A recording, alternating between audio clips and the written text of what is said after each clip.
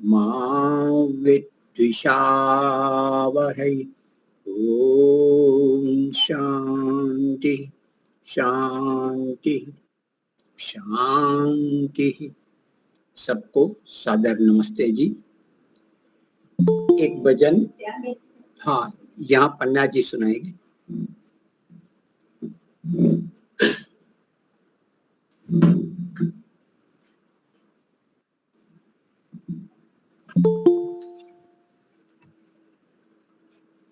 ओम सबको सादर नमस्ते जी। एक भजन सुना रही हूँ।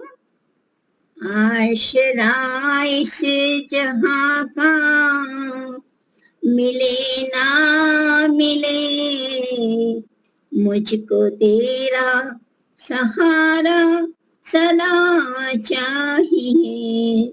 आशरा इस जहाँ का मिले ना मिले, मुझको तेरा सहारा सदा चाहिए। चाहे तारे फलक पर दिखे ना दिखे, चाहे तारे फलक पर दिखे ना दिखे, मुझको तेरा नजारा सदा चाहिए। आशरा इस जहाँ का मिले ना मिले, मुझको तेरा सहारा सदा चाहिए। यहाँ खुशियाँ है कम और ज्यादा है गम, जहाँ देखो वहाँ पर भरम ही भरम। भरी महफिल में सम्मा चले ना चले, भरी महफिल में सम्मा चले ना चले, मुझको तेरा उजाला सदा चाहिए।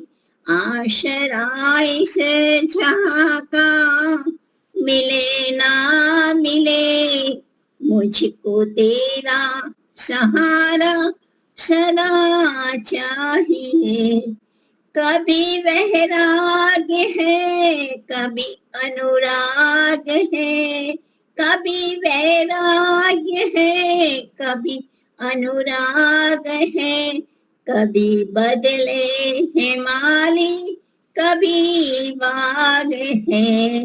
मेरी चाहत की दुनिया बसे ना बसे, मेरी चाहत की दुनिया बसे ना बसे, मेरे दिल में बसेरा सदा चाहिए।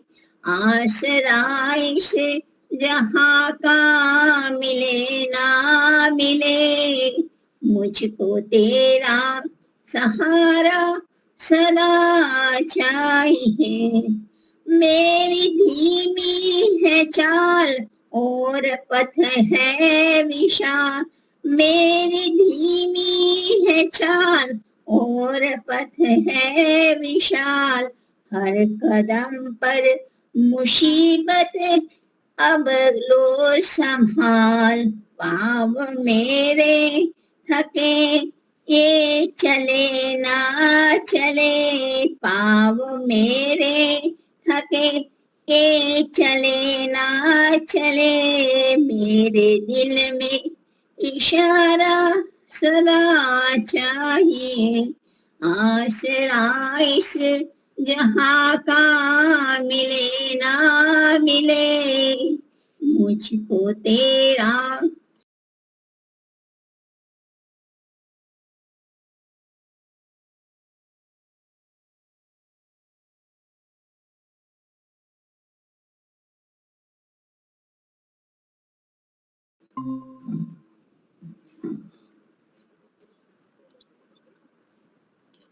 और भजन कोई लेना चाहते हो?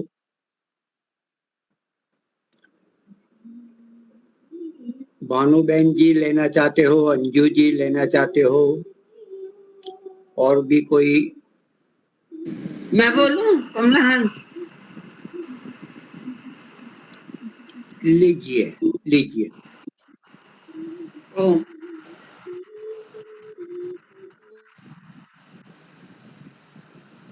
मानव तू अगर चाहे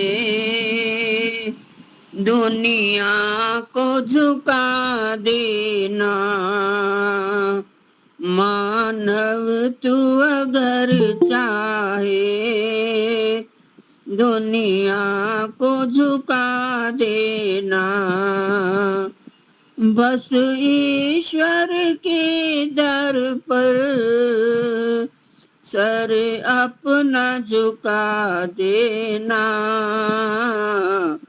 मानव तू अगर चाहे दुनिया को झुका देना।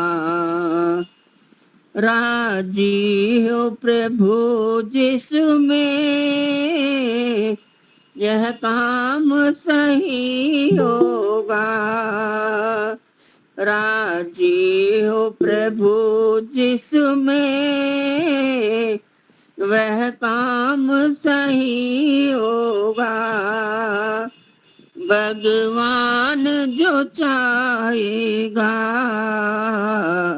दुनिया में वही होगा, उसे अपना बना करके उलझन को मिटा देना, बस ईश्वर के दर पर सर अपना झुका देना। रक्षक है अनाथों का, दुखियों का सहारा है, रक्षक है अनाथों का, दुखियों का सहारा है, भव पार किया उसने जिसने भी पुकारा है, भव पार किया उसने जिसने भी पुकारा है, उसे अपना बना करके उलझन को मिटा देना, बस ईश्वर के दर पर सर अपना झुका देना। धरती और सागर की रत्नों को जो पाना है, धरती और सागर की रत्नों को जो पाना है, आकाश में उड़ना ही या पाताल में जाना हो, आकाश में उड़ना हो या पाताल में जाना हो, डोरी परमेश्वर को पहले पकड़ा देना, बस ईश्वर के दर पर सर अपना झुका देना। चाहेंगी सदा तुझको खुशियाँ और आशाएं। बहुत सुंदर। अब आवाज पूरी आई थी? हाँ जी हाँ जी। आज हमारे कोई वक्ता तो है नहीं, सविता जी 4:30 बजे लेंगे, तब तक कुछ बात कर लेते हैं, कुछ विचार प्रस्तुत करता हूँ।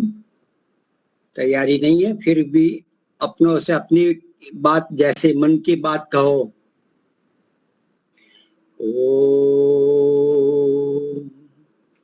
गयस्वानो अमीवा वसुवित् पुष्टिवर्धन सुमित्र सोमनो भव सुमित्र सोमनो भव।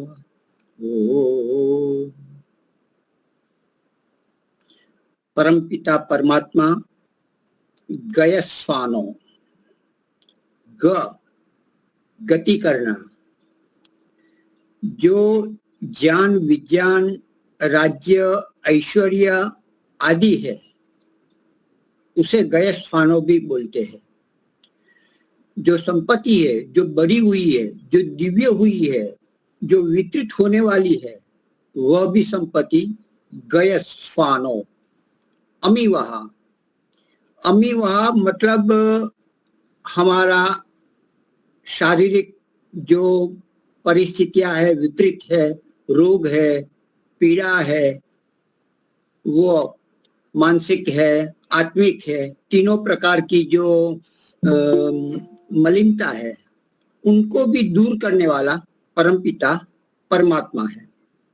गयस्वानो अमीवहा वसुवित, वसुवित वसन है, परमात्मा का अणु परमाणु में रमण है, उपस्थित है, काल से अबाधित है, काल उसको काट नहीं सकता, वैसा वह सनातन अचल निश्चल है। सारा ब्रह्मांड उसमें है, सारा ब्रह्मांड उसमें वसन कर रहा है और ब्रह्मांड के अणु परमाणु में भी वह रमण कर रहा है, उपस्थित है, विद्यमान है। उसका वसन हमारे विचारों में, हमारे संकल्पों में, हमारी भावनाओं में, हमारे हर श्वास प्रश्वास में वो उसका वसन है। उसका उस प्रकार का वसन है, वो हमें देख रहा है, सुन रहा है, जान रहा है, प्रत्यक्ष हमारे आंख के सामने है।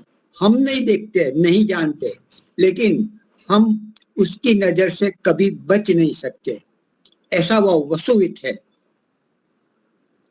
ज्ञान विज्ञान में तो है ही, लेकिन जो हम गलत कर रही है, अपनी गलती है, अपनी भूलें है, अपनी कमियां है, उनको भी वह जानने वाला है और उसके आश्रय में जाने से हमें मार्गदर्शन उसी से मिलता है या तो अन्य से भी मिलता है।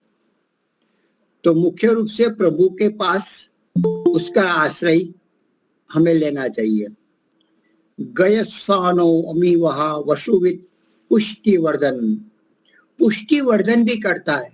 हम मांगते हैं, देता है। केवल मांगना मतलब वाणी से प्रकट करना, वो मांगना है, मुख्य वह नहीं है, लेकिन हमारे आचरण से, हमारे व्यवहार से, हमारे संकल्प से, हमारे विचारों से, हमारे क्रियाकलापों से उसकी हम जब मांग करते हैं तो वो देता है। बहुत सारी हमने मांग नहीं की, इच्छा भी नहीं की, मांगा भी नहीं, प्रार्थना भी नहीं की, फिर भी बहुत कुछ मिला है, क्योंकि हमने अपने कर्तव्यों से, विचारों से, व्यवहारों से मांगा है और दिया भी है, बहुत सारा दिया है।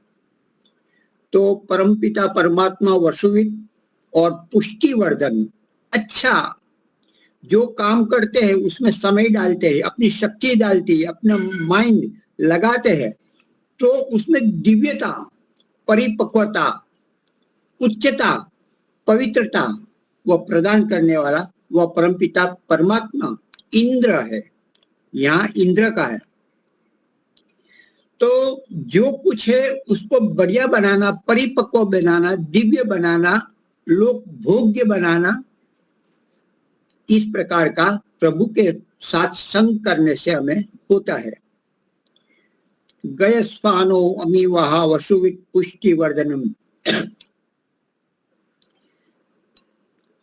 गयस्वानो अमीवहा वसुवित पुष्टिवर्धन सुमित्र सोमनोभव, वह परमात्मा सुमित्र है, मित्र है। मित्र उसको कहते जो स्नेह करता है, जो प्रेम करता है। मित्र वह है जो विपरीतता, जो प्रतिकूलता हो, संकट हो, उसमें सदा आगे रहने वाला वह मित्र है।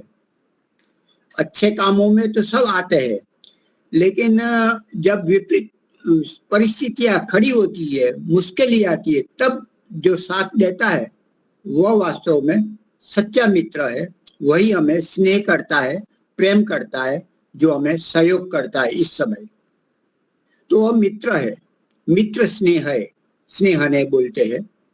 तो इस प्रकार से परमात्मा परम मित्र है, परम सखा है। उसका सानिध्य हम छोड़ते हैं, परमात्मा हमें कभी नहीं छोड़ते।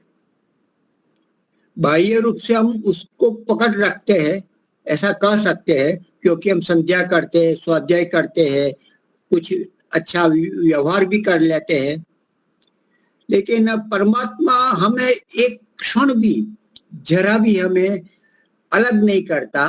वो परम मित्र बना रहता है। हम चाहे विपरीत बोले, गाली भी क्यों न दे, नास्तिक भी क्यों न हो जाए, लेकिन परमात्मा हमें देता ही देता है।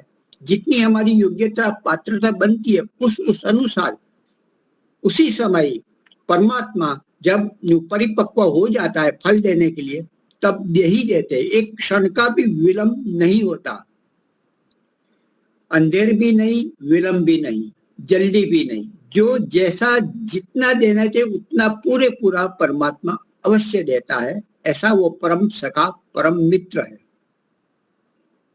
वह इंद्र है, ऐश्वर्यवान है।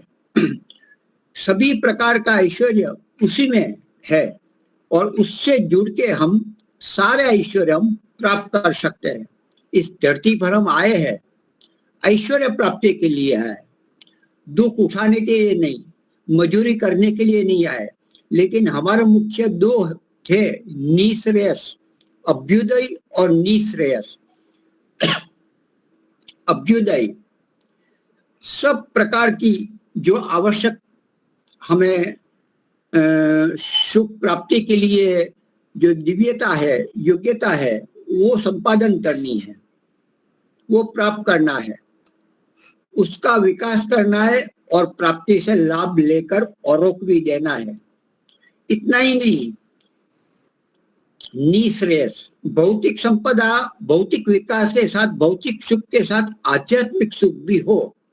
भौतिक सुख हो का मतलब ऐसा नहीं बंधन देने वाला हो, अनुराग वाला हो, बांधने वाला हो, इस प्रकार का नहीं, लेकिन सब कुछ होते हुए उससे भी अलग हो, वैसा जीवन वास्तविक युवा प्रकृति का, वस्तु का भोग है, उपभोग कर सकते हैं।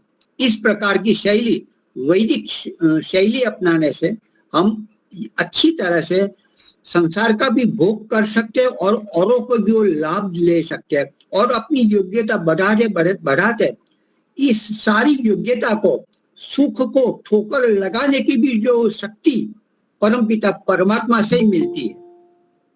बड़े बड़े चक्रवर्ती सम्राट होते हैं, राम, श्री कृष्ण, सब कुछ है, फिर भी उसको ठोकर लगाकर अंत में, जैसे पांडव चले गए, धर्म की स्थापना हो गई, फिर हिमालय की ओर चले गए, सारा राजपाट, समृद्धि सब छोड़ के, क्योंकि वो उनसे भी बढ़िया था। कृष्ण ने भी वैसे एकांतवास किया, और यौदव सब पूरे खत्म हो गए, सर्वनाश हो गया। फिर वो एकांत में जंगल में गए, और वहां उनको एक शिकारी ने बाण मारा। तो इस प्रकार से वो भी सारा साम्राज्य छोड़ दिया, क्योंकि उससे भी बढ़िया परमात्मा का साम्राज्य था। तो वो जानते थे, उसके शरण में वह भी गए। तो परमात्मा की शरण में जाने से हम परिपुष्ट होते हैं, समृद्ध होते हैं, ऐश्वर्यवान होते हैं। हम भौतिक विकास करते हैं, और भौतिक विकास उसकी सुख संपदा को ठोकर मारने की भी शक्ति, उसका आरोहण करने की भी शक्ति परमात्मा से आश्रित होने से यह भी मिलती है। तो निश्रेयस भी उसी से प्राप्त होता है। वही परमात्मा हमारा साध्य होता है, वही हमारा साधन होता है। प्रभु हमारा नाव बनता है, नाविक बनता है, और वही प्रभु के अपनी गोद में बिठाता है। खुद अपना हाथ लंबा करके हमें उठाकर अपनी गोद में लेता है। उठाने वाले भी वो और गोद भी उसकी। वही साध्य, वही साधन, वह परमात्मा इस प्रकार का है। तो परमात्मा कब उठाता है? जब हम अपनी चरम सीमा आ जाते हैं, बुद्धि की चरम सीमा, शक्ति की चरम सीमा, जो कुछ था सर्वस्व समर्पित कर दिया, अब मेरे पास सब 100% दे दिया, कर दिया, तेरे से और कुछ नहीं, तब परमात्मा दौड़ता है और उठा लेता है और अपना अमृत पान करवाता है। तो इस प्रकार से सर्वस्व समर्पण बहुत जरूरी है। हम अपनी उम्र के ज्यादातर 50+ है, तो हमें क्या करना चाहिए? ज्यादा क्या विद्वान बने? हम यहाँ, मैं खुद वानप्रस्थ साधक आश्रम रोजर में यहाँ आया हूँ। ऐसे आने वाला तो हमारे पन्ना जी घर वाले, उनको छोड़ने आना था। हमारे वर्षाबेन दवे गांधीनगर के, वो भी गणित ज्योतिष शिविर में आने वाले थी। 2 को रखने के लिए मैं यहाँ आने वाला था। और एक माता जी दिल्ली से अंजलि जी शर्मा, वो आए थे, जो पहले जिंद में हमारे साथ शिविर में थे। तो वो हमारे वहाँ आए थे, तो उनको छोड़ने आया था। तो मुझे लगा कि मैंने तो गणित विज्ञान तो कुछ जानता नहीं, मेरा विषय नहीं, मैंने पढ़ा नहीं, कठिन तो लगता ही था। तो आ गए, तो कहा कि वो और 2-4 व्यक्ति, भाई आओ, आए हो, छोड़ने आए हो, फिर लेने आओगे, ये सब है, इससे बड़े आराम से रहो ना, क्या कोई काम है घर पे? कोई है तो नहीं, बच्चे तो छोटे हैं नहीं रोने वाले, पत्नी भी यहाँ है और भी सब सुविधा है। तो सोचकर यहाँ रुक गया। तो गणित ज्योतिष शिविर तो कभी विज्ञान की, कभी अंकगणित की, कभी बीज गणित की, कुछ नहीं जाना, सोचा भी नहीं हम जाएंगे। लेकिन चलो ये लोग जाते हैं तो मैं भी जाता, कुछ तो मालूम पड़ेगा। तो यहाँ रुक गए। कपड़े भी नहीं थे, वस्त्र भी नहीं थे, तो फिर भी एक जोड़ी तो यहाँ रखी हुई है, तो उससे काम चल गया।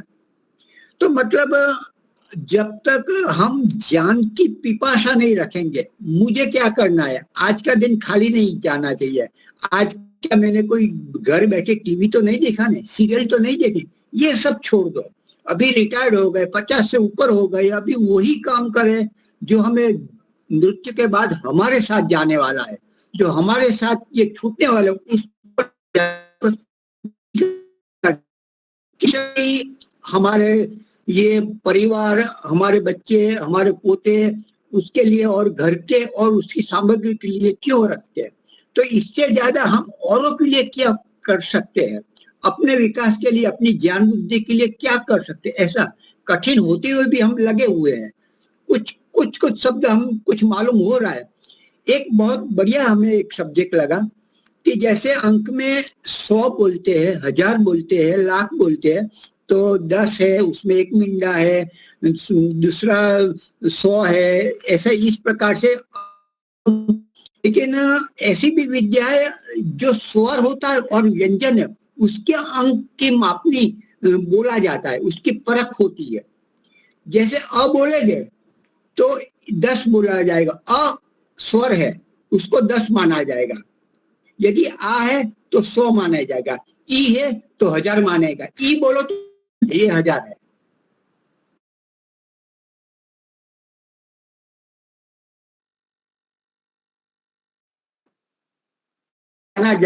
जाना जा सकता है, वैसे भी विद्या थी। फिर व्यंजन है, तो व्यंजन में क है तो 1 है, ख है वह 2 है,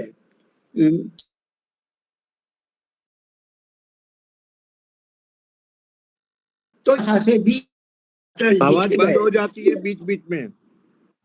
अच्छा, तो ये प्रॉब्लम ये यहाँ का कभी आता है जाता है, इंटरनेट का यह प्रॉब्लम है। तो बस अभी तो क्या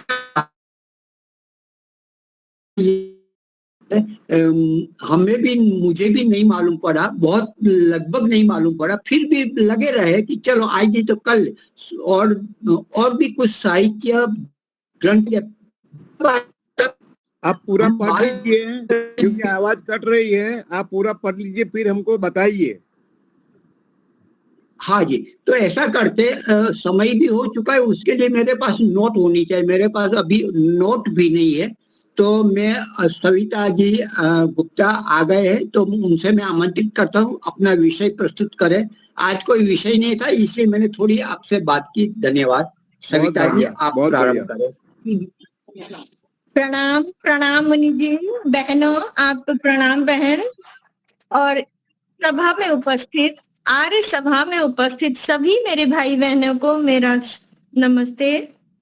आज हम यज्ञ की महिमा, हमारे आर्य समाज में यज्ञ की महिमा का बहुत विस्तार है। यज्ञ की महिमा क्या है, यज्ञ से संबंधित विषय पर जो हम कुछ भी थोड़ा प्रयास कर रहे हैं, क्योंकि यज्ञ हमारे वैदिक धर्म में सबसे श्रेष्ठतम कर्म है। यज्ञ शब्द देव पूजा, संगतिकरण, दान अर्थ वाली यज धातु से नय्य प्रत्यय होकर निष्पन्न हुआ है। तो सबसे पहला प्रश्न किसी ने उठाया कि यज्ञ कहते किसे हैं, यज्ञ किसको कहते हैं? तो यज्ञ त्याग पूर्वक किया गया प्रत्येक कर्म जिसमें ईश्वर की आज्ञा का पालन होता है तथा जिस कर्म से समस्त संसार का कल्याण होता है, उसी को यज्ञ कहा जाता है। और यज्ञ होता कितने प्रकार का है? तब अगला प्रश्न किसी ने करा कि यज्ञ कितने प्रकार का होता है? तो यज्ञ 2 प्रकार का होता है। दोनों प्रकार के यज्ञ कौन कौन से होते हैं? तो सबसे पहला यज्ञ है आत्मयज्ञ, आत्मयज्ञ। दूसरा है द्रव्य यज्ञ। आत्मयज्ञ, आत्मयज्ञ उसको कहते हैं कि जिसमें अपनी आत्मा को परमात्मा के लिए समर्पित किया जाता है। अपनी आत्मा को परमात्मा के लिए समर्पित किया जाता है, अर्थात ईश्वर के प्रति समर्पित होकर एकाग्र चित्त से ईश्वर का ध्यान, जप, चिंतन करना आत्मयज्ञ है। क्योंकि बिना परमात्मा से जुड़े हुए हम कोई भी कार्य करना बिल्कुल हमारी भूल है।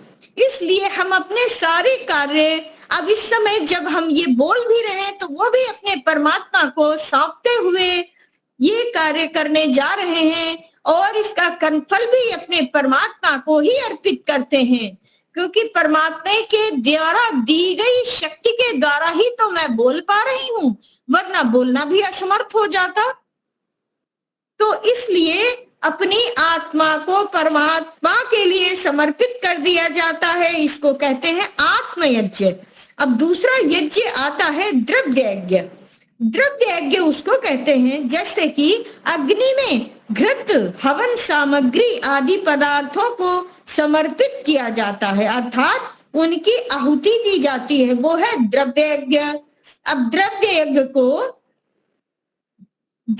को बहुत से नामों से लोग जानते हैं और पहचानते हैं, जैसे कि अग्निहोत्र बोलते हैं, हवन बोलते हैं, होम, इष्टि, याग, मेघ, नख, मख, वेन, धर्म, अध्वर, विवथ, विदथ, सवनम, विष्णु, इंद्र, बहुत से नाम हैं। हवन सामग्री में कई पदार्थ, कई प्रकार के पदार्थ मिलाए जाते हैं। एक तो सुगंधी कारक पदार्थ होते हैं, पुष्टि कारक पदार्थ, रोग नाशक पदार्थ और मिष्ट कारक पदार्थ। तो सुगंधी कारक पदार्थ, सुगंधी से युक्त जो पदार्थ होते हैं वह होते हैं जिनसे कि वायुमंडल में सुगंधी फैलती है और दुर्गंध का नाश होता है। जब तक हम कितना प्रदूषण फैलाते हैं, हमारे शरीरों के माध्यम से कितना प्रदूषण फैलाते हैं, तो जब तक हम इसको शुद्ध नहीं करेंगे तब तक हमारा वातावरण अशुद्ध ही रहेगा। वातावरण में पर्यावरण जो होता है वो अशुद्ध ही रहेगा। तो पर्यावरण की शुद्धि के लिए जैसे कि यज्ञ आवश्यक है, वैसे ही पेड़ पौधे भी बहुत आवश्यक हैं। क्योंकि जब तक हम पेड़ पौधे नहीं लगाएंगे, अपनी इनकी रक्षा नहीं करेंगे, हम पेड़ों को एक तरफ काटते जा रहे हैं। तो आज का मौसम कितना विकृत हो गया है, क्योंकि जिस मौसम में वर्षा होनी चाहिए उस मौसम में वर्षा नहीं हो रही है। तो इससे हानि किसकी हुई? हम ही लोगों की हुई। ईश्वर तो उसके नियम न्यायकारी, इसीलिए वो कहलाता है परमात्मा, वो न्यायकारी है, तो वो तो न्याय करता है। पर जब हम बच्चे ही न माने उसकी, तो बच्चों को फिर सही रास्ता दिखाना भी हम माता, वो तो हमारे सबके माता पिता हैं। तो जब वो माता पिता है तो हमको उनकी आज्ञाओं का पालन तो करना ही चाहिए। तभी तो वेदों को थमा के उसने हमें भेजा है। ये 4 जो वेद हमको दिए गए, तो वो क्या है? वो 4 वेदों के माध्यम से परमात्मा ने हमको वो वाणी, वेद वाणी दे दी। तो वेद वाणी के माध्यम से अपने बच्चों को रहना सिखाया कि बच्चों, ये जब धरती पे हम पैदा हुए तो हमारे पास क्या लेके आए थे? कुछ नहीं लेके आए। तो भगवान कहते हैं, जब आप बाजार से कोई भी वस्तु लेके आते हैं तो वहां पर आपको कोई भी मशीनरी खरीदी तो वहां से आपको एक कोई बुकलेट दी जाती है। तो उस बुकलेट में यही तो होता है कि इसको कैसे रखना है, कैसे चलाना है। तो माध्यम बताने का तरीका तो वही है। अब परमात्मा कोई हमको, वो तो अजर अमर अविनाशी है, वो है तो ना जन्म लेता है, वे तो हमारा, लेकिन करोड़ों करोड़ों जन्म बीत चुके हमको, उन्होंने ये मानव देह दी है। तो शायद किसी हमारे पुण्य कर्मों का उदय हुआ, तभी तो ये मानव जन्म पाया। और हम सब आपके समक्ष, हम सब एक दूसरे को देख पा रहे हैं, सुन पा रहे हैं, लेकिन वो परमात्मा तो नजर भी नहीं आता। क्यों? क्योंकि वो कण कण में समाया है। हमारे वेदों में, उपनिषदों में यही तो बताया है। तो हमको इसीलिए यज्ञ का करना बहुत ही आवश्यक है। हम सबको प्रतिदिन नित्य ही सुबह शाम यज्ञ करना चाहिए। अगर ना दोनों टाइम कोई कर सके तो कम से कम एक टाइम तो करे ही करे, अवश्य में वो करे। क्योंकि जब तक हम यज्ञ नहीं करेंगे हमारे पर्यावरण की रक्षा नहीं हो सकती है। तो ये है, तो उसमें हमको डालना क्या क्या चाहिए? एक तो सुगंधी युक्त, जो हम अपने वायुमंडल में दुर्गंध फैलाते हैं उसको सुगंधी युक्त, कस्तूरी है, केसर है, अगर तगर, कपूर, कचरी, नागर मोथा, बहुत सी ऐसी सुगंधित वस्तुएं हैं। गुग्गुल आदि पदार्थ इसीलिए तो डाले जाते हैं क्योंकि उसमें क्षमता है गिलोय। अन्य अनेक पदार्थ हैं। तो कुछ पुष्टि कारक पदार्थ भी होते हैं जो हमें पुष्टि देते हैं, जैसे कि घी, वो भी गौघृत मिल जाए तो बहुत ही अच्छी बात है। अब आज के समय में बहुत लोग कहेंगे गौघृत इतना महंगा है, कैसे उपयोग करें? तो गौघृत मात्रा तो हमारी बताई गई है कि कम से कम चमचा तो भरा हुआ होना ही चाहिए। उतना ही बड़ा लें चमचा जितनी की हमारी सामर्थ्य हो, लेकिन ले जरूर घी हमारा पका हुआ अन्न, दूध, चावल, अश्वगंधा, सूखे मेवे, काजू, बादाम, छुहारा, किशमिश, मुनक्का आदि। अब ये पदार्थ बहुत लोग कहते हैं ये तो आजकल खाने को ही नहीं मिल रहे हैं। जब खाने को नहीं मिल रहे हैं तो बताओ हम यज्ञ में कैसे डाल दें? अरे कोई भी पदार्थ नष्ट नहीं होता है, क्योंकि जब कोई पदार्थ नष्ट नहीं होता उसका रूपांतरण हो जाता है। अब आप फ्रीजर में आपने पानी रखा है, लेकिन वो बर्फ बन के तैयार हो गया। बर्फ बन के कैसे तैयार हुआ? वो रूपांतरण ही तो हुआ है उसका, और क्या हुआ? अब आप उसी बर्फ को गैस के ऊपर रख दीजिए किसी बर्तन में करके, तो वो पिघल जाएगा। तो ये क्या है? ये तो रूपांतरण ही तो हुआ। तो इसी तरह से ये कोई भी पदार्थ नष्ट नहीं होता है। आप मिर्ची छौंक लगाया आपने किसी खाद्य वस्तु में, अगर आपने छौंक लगाया तो उसमें कुछ मिर्ची डाल दी, तब उसका असर क्या होगा? असर तो यही होगा जो पास में बैठे हुए लोग होंगे उनको खांसी हो जाएगी, खांसी होने लगेगी। तो इसलिए कहते हैं जैसे कि ये हमारे रूपांतरित होकर सूक्ष्म होकर वायुमंडल में फैलता है, उसी तरह से जब हम सुगंधित चीजें डालते हैं, पुष्टिकारक चीजें डालते हैं, तो हमारे वायुमंडल में ही वो फैलता है और प्राणी मात्र को पुष्ट करता है। बताओ इससे बढ़िया कोई चीज हो सकती है जो कि पूरे प्राणी मात्र को दान दे रहे हैं? ये तो हमारी तरफ से दिया हुआ दान ही हो गया। तो दान के भी प्रकार अनेकों हैं। अब यहाँ वो विषय नहीं है, इसलिए उसको नहीं लेंगे।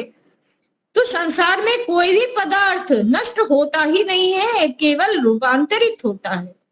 तो इसी तरह से कि जड़ व चेतन दोनों प्रकार के देवों की पूजा होती है। जैसे यज्ञ से जल, वायु, पृथ्वी आदि जड़ देवता शुद्ध होते हैं, तो ये उनकी पूजा है। साथ ही यज्ञ के बाद माता पिता गुरु आदि बड़ों को नमस्ते और प्रणाम किया जाता है।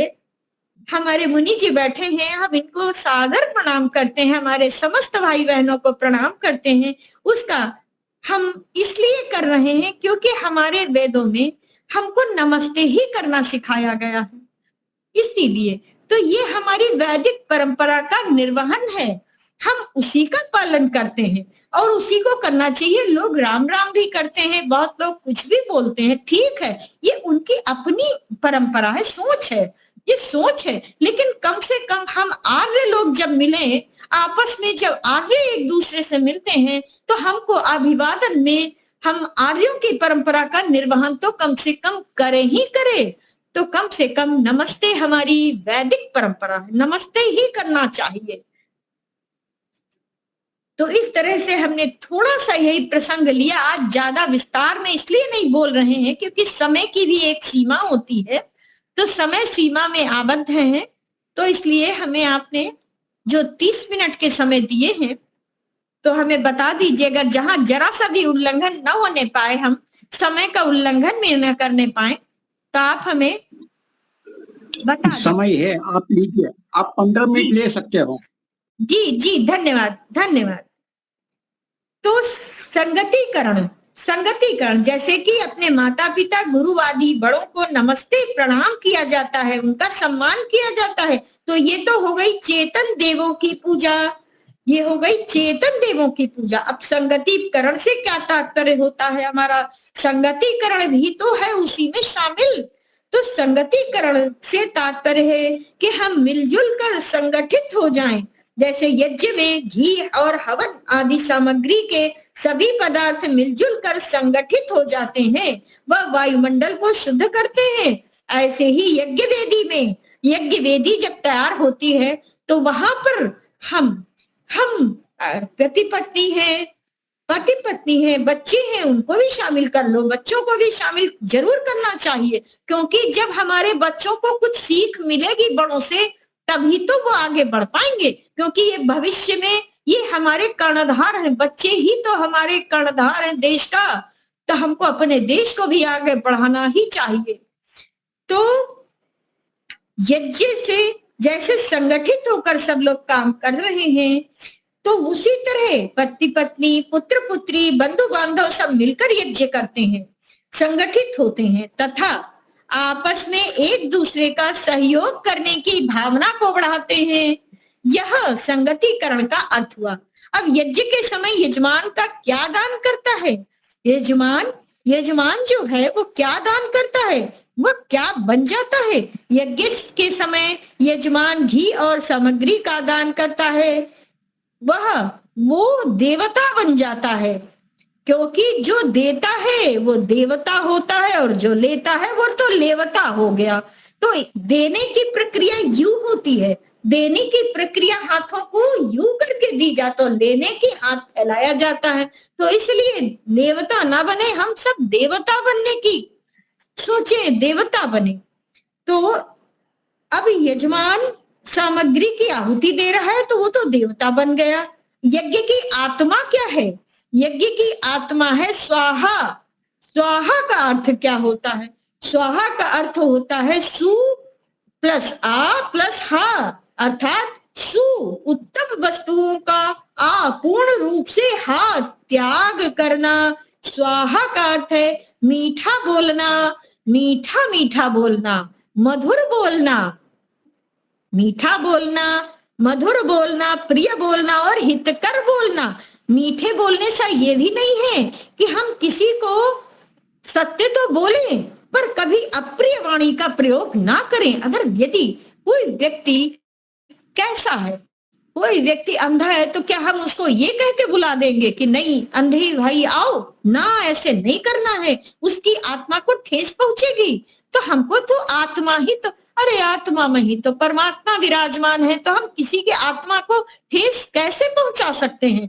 तो इसलिए हमको सबका आदर भी करना चाहिए और किसी के प्रति मन में न विचार लावे कड़वा, मन में न विचार लावे न अपनी वाणी से कटु शब्द बोले। हमेशा आत्मनिरीक्षण करना चाहिए, आत्मचिंतन करना चाहिए कि मैं कौन हूं और मैं कौन हूं। बहुत बड़ा प्रश्न है, कहां से आया हूं, कहां जाना है हमको। तो शाश्वत प्रश्नों पर विचार भी करना चाहिए, भी एक तरह का चिंतन है। इसका एक अर्थ आहुति देना भी है, परंतु केवल आहुति देना ही अर्थ नहीं, मैं जो कुछ कर रहा हूं सोच समझ कर ठीक ठाक कर रहा हूं, ये भी अर्थ है।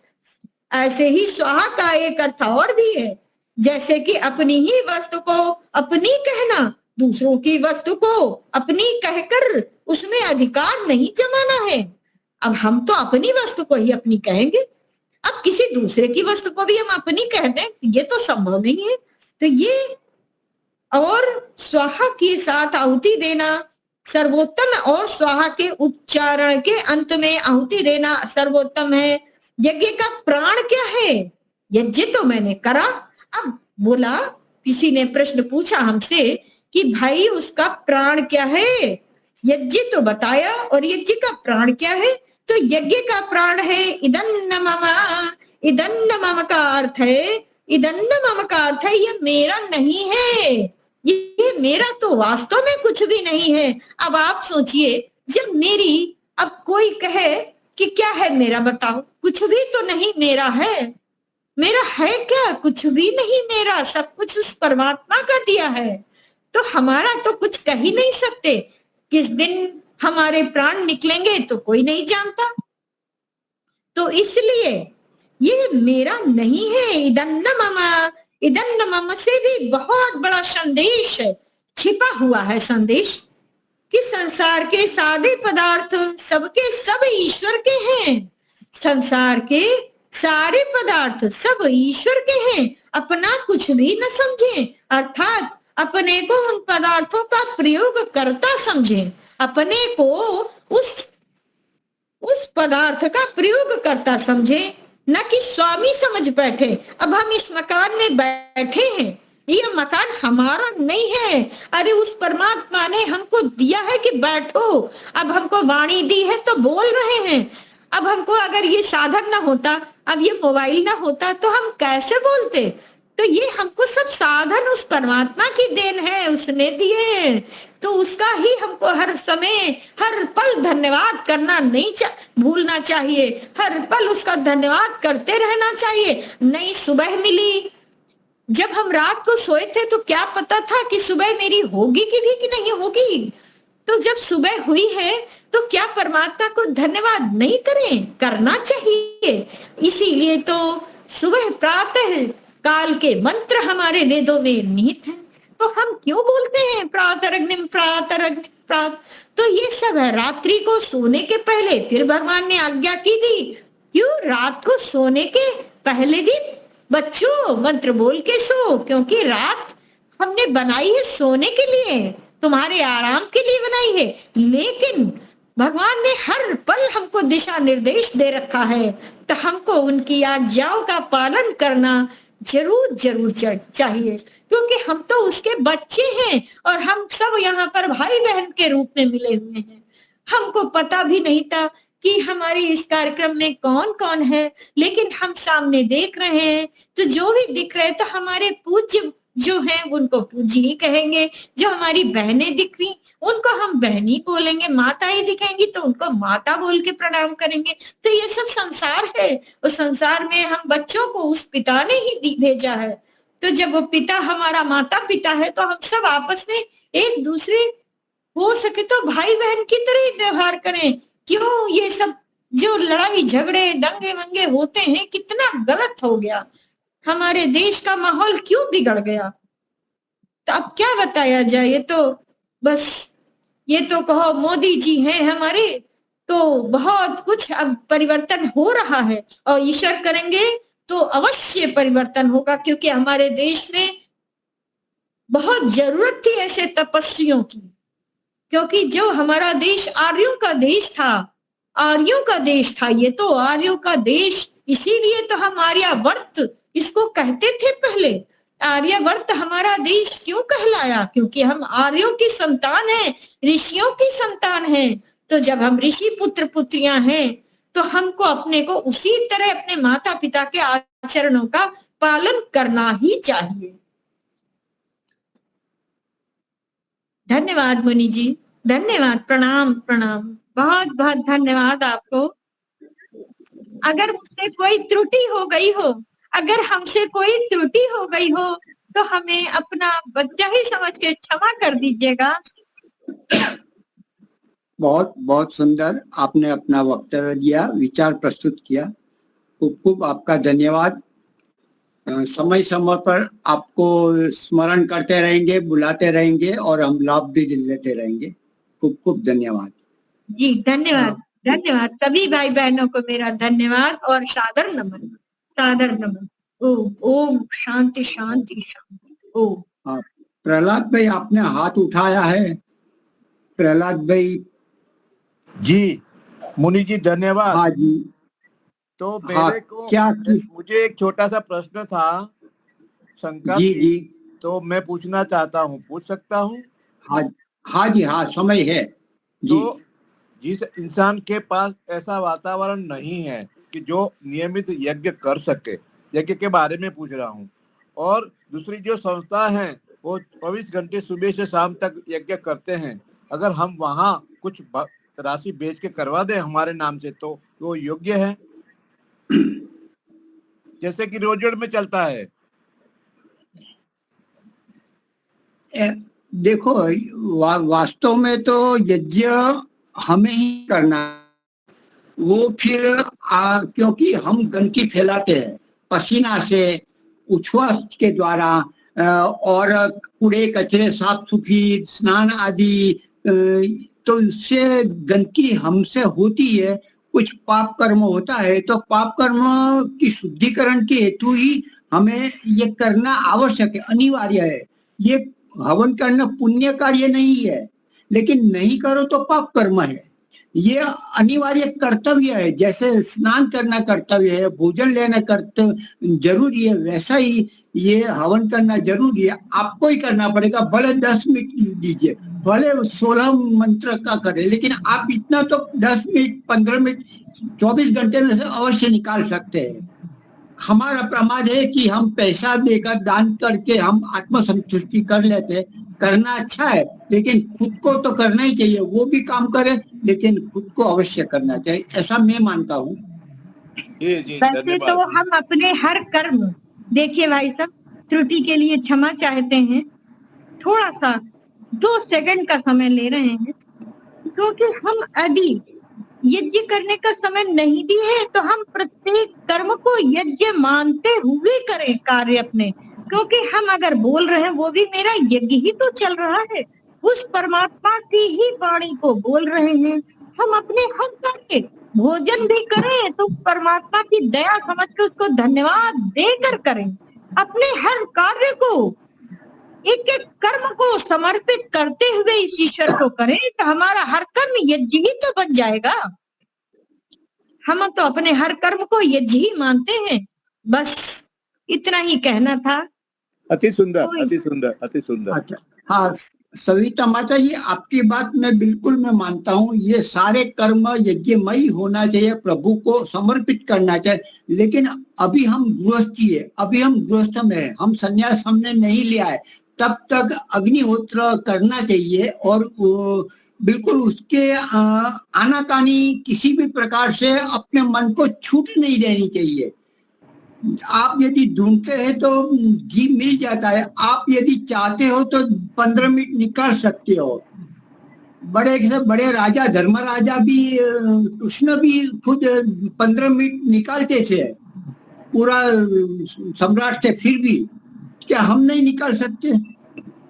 बिल्कुल, जब तक हम संन्यास नहीं लिए, सन्यासी भी आज तो सन्यासी भी कर रहे हैं।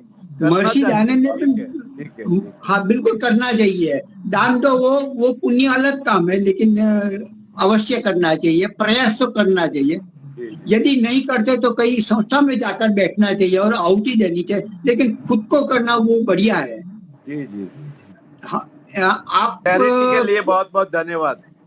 हाँ जी भैया, हम संन्यास नहीं लिया तो अग्नि और चोटी को हम नहीं छोड़ सकते, चोटी रखना चाहिए और इस प्रकार के जनेऊ भी रखना चाहिए और कर्तव्य कर्म भी करना चाहिए, और जो काम करे वो तो ईश्वर को देना ही है, वो तो बहुत बड़ा है काम। जी ने बताया कि हर काम में आपको यज्ञ कर रहे हैं ऐसा समझ के ही करना है। हाँ हाँ, लेकिन अग्निहोत्र भी करना चाहिए, ये बहुत ये भी जरूरी बहुत है। जरूरी है। इसमें छूट-छाट नहीं लेनी चाहिए। बिल्कुल सही है। हाँ, हम गृहस्थी है, हम अभी अग्निमय नहीं हुए हैं, हमारी परिपक्वता नहीं है, तो पकने के लिए और अग्नि को प्रज्वलित करते ही रहना है, करते ही रहना है। कब हमारी आलस प्रमाद रूपी शत्रु ऐसा मित्र बन के चुपके से हमारे समय शक्ति आयु को काट लेते हैं, मालूम ही नहीं पड़ता, तो जितना हो सके कर लेना चाहिए। ऐसे भी हमारे विद्वान या तो कुछ ऐसे हैं, रात्रि को 12 बजे आकर भी घर में हवन 5 मिनट के लिए भी हवन करते, जैसे दीपक जला देते वैसे थोड़ा कर लेते तो आहुति डालते, ये होना चाहिए।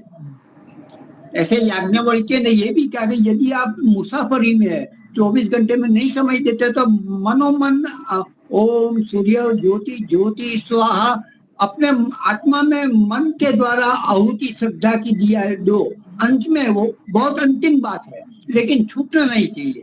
अग्निहोत्र भी नहीं छूटना चाहिए, हमारी कमी है, मैं भी दौड़धाम में मेरा छूटता है, लेकिन प्रयास रहता है कि कहीं ना कहीं जुटता रहूं, तो बिल्कुल छूट-छाट नहीं लेनी चाहिए, मैं ऐसा मैं मानता हूँ। एक कोई भजन, हाँ एक कोई भजन गाना चाहते हो तो एक ले सकते हैं, 5 मिनट है। मुनु जी, हाँ जी।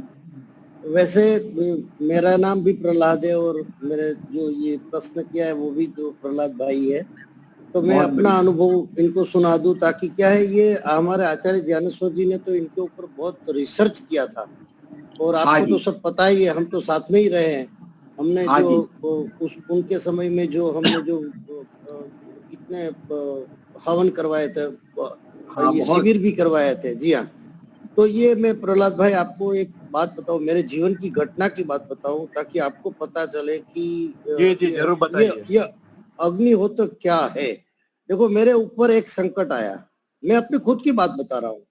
तो उस वक्त हुआ ये कि अब देखो, व्यक्ति कुछ भी, कितना भी बुद्धिमान हो, कितना भी समझदार हो, वेद शास्त्रों का पढ़ा हुआ हो, फिर भी क्या होता है, एक ना एक दिन जब उनके खुद के ऊपर जब संकट आता है, तब वो जो है वो उसमें उनको ये होता है कि मेरे साथ ऐसा क्यों हुआ।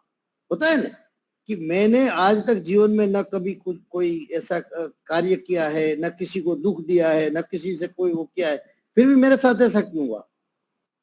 तब ये मैं तो हवन करता ही था पहले, मतलब कितने सालों से, लगभग समझो 40 सालों से तो मुझे याद है कि हम हवन करते ही है। बीच में मेरा ट्रांसफर हुआ, फिर प्रमोशन हुआ, ये सब हुआ, तो इसमें छूट गया था।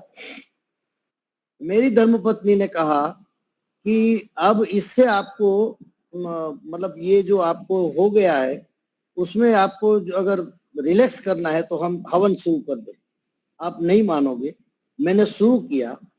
मैं अब यहीं पर मैं बड़ौदा से बात कर रहा हूँ, तो घर पे शुरू कर दिया हमने डेली, और संविदा सामग्री, घी तो मिलता ही है आजकल, हर जगह पे गाय का घी तो मिलता ही है। अब देखो, मैं इतना जल्दी ये सदमे से या तो ये इससे बाहर आ गया कि मुझे लगा कि वाह क्या बात है, ये मतलब जो मेरे अंदर जो एकदम, इसमें तो कई आचार्य सत्यजीत जी भी थे, आचार्य ईश्वरानंद जी भी थे, कई लोगों ने, स्वामी विवेकानंद जी तो मेरे घर पे ही आते हैं, तो वो भी थे। उन सब ने कहा कि प्रहलाद भाई आपको क्या हो गया, क्या हो गया, सबको ऐसा हो रहा था। लेकिन मुझे किसी से भी जो अगर मेरा स्वास्थ्य ठीक हुआ तो वो मैं आपको अपनी जीवन की कहानी बता रहा हूँ। हवन से हो गया, अग्निहोत्र से हो गया।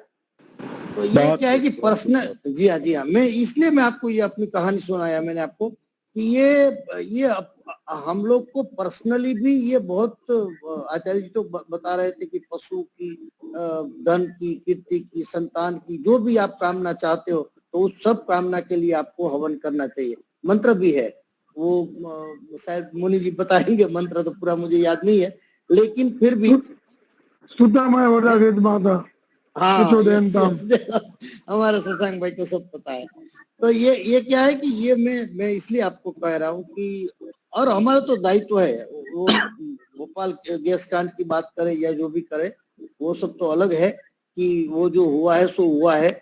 और उसमें भी वो बच गए थे कुशवाहा परिवार, जो भोपाल गैस दुर्घटना हुई थी ना, उसमें भी उन्होंने यज्ञ करके ही वो बचे थे, वो पूरा परिवार जीवित रह गया था। तो ये अपने पर्सनली अपने फायदे की बात है। मतलब ये हवन हम कर रहे हैं तो कोई और दूसरे के लिए नहीं कर रहे, अपने कल्याण के लिए कर रहे हैं। बस इतना ही मेरा कहना था। नहीं, बहुत खूब मार्गदर्शन कर लिए और आपका वर्णन जो है ठीक सही समझ लिया हमने। जब हम हवन करते हैं परिवार में, हम करते हैं, कोई भी हमारे घर का व्यक्ति हम करें, हमारे घर वाले पत्नी करे, बच्चा करे, कोई भी करे, तो इससे सब जुड़ जाते हैं। यदि नहीं जुड़ते तो भी सप्ताह में 1-2 बार भी जुड़ जाते हैं, बच्चे जुड़ जाते हैं, आसपास वाले जुड़ जाते हैं, कुछ नहीं तो सुगंध के द्वारा कुछ अच्छा हो रहा है, ये भी लाभ मिलता है और हमें भी अच्छा होता है कि एक आज मैंने कुछ अच्छा किया। चाहे अश्रद्धा से भी, जल्दबाजी में भी थोड़ा कर, लेकिन एक संतुष्टि होती कि मैंने आज किया, मैंने ये किया। और वास्तव में ये यज्ञ करना, हवन करना पुण्य काम नहीं है, ये नैतिक अनिवार्य कर्तव्य है। जैसे नहाना अनिवार्य है, वैसे ही यज्ञ करना, अग्निहोत्र करना अनिवार्य है। औरों को सिखाना और औरों के लिए करना वह पुण्य कार्य है। तो ये नैतिक कार्य नहीं नहाए तो कैसा लगता है, अच्छा नहीं लगता। वैसे हवन नहीं करते तो अच्छा नहीं लगेगा आपको, वास्तव में रोज करते तो ऐसा होगा, फीलिंग होगी और बच्चे जुड़ेंगे, संस्कार का वो परंपरा चलती रहेगी। तो ये अवश्य होना चाहिए, प्रमाद नहीं करना चाहिए। अपने आचार्य आशीष जी, इतना छोटा सा, मान लो इतनी छोटी कटोरी है, ये कटोरी इतना हवन, थोड़ी थोड़ी आसपास जो छोटी सी लकड़ी भी नहीं, वो दाखरा बोलते हैं ना गुजराती में, तो वो लाकर इकट्ठा करके जलाते हैं और वहां करते हैं। विदेश में तो करने ही नहीं देते, तो इतना ऐसे थोड़ा बड़ा दीपक जला दिया, ऐसा बोल सकते हैं दूसरी भाषा में, तो वो करते हैं। तो जो अपने जेब में आ जाता है हवन कुंड, उतना छोटा भी आप कर सकते हो। केवल 5-7 मिनट 10 आहुति दे सकते हो, केवल गायत्री मंत्र के द्वारा। लेकिन छूटछाट नहीं होनी चाहिए, नहीं होनी चाहिए कि हमारे लिए हम करते हैं, परमात्मा तो कृपा नहीं करते। अच्छा, करने के मार्गदर्शन दिया, धन्यवाद। चालू कर देंगे करने के लिए प्रहलाद जी आप? हाँ, चालू कर देंगे। इच्छा शक्ति होनी चाहिए, सब व्यवस्था हो जाती है। परमात्मा कर लेता है, करवा देता है। इच्छा शक्ति हो, सब रास्ते खुल जाते हैं। धन्यवाद। जी, तो आज का दिन याद रहेगा। पॉजिटिव ऊर्जा बहुत मिलती है, पॉजिटिव। जी हाँ, बिल्कुल। ओम द्यौ शांतिरंतरिक्षं शांति पृथ्वी शांतिरापः शांतिरौषधयः शांति वनस्पतयः शांतिर्विश्वे देवा शांतिर्ब्रह्म शांति सर्वं शांतिरेव शांति सामा शांतिरेधि। ओम शांति। सबको सादर नमस्ते जी। सर्वेभ्यो नमः। नमस्ते। यहाँ वानप्रस्थ साधक आश्रम रोजड़ में नमस्ते। यहाँ आया हूँ, तो इतने छोटे बच्चे अभी तो दौड़ना सीखे और यहाँ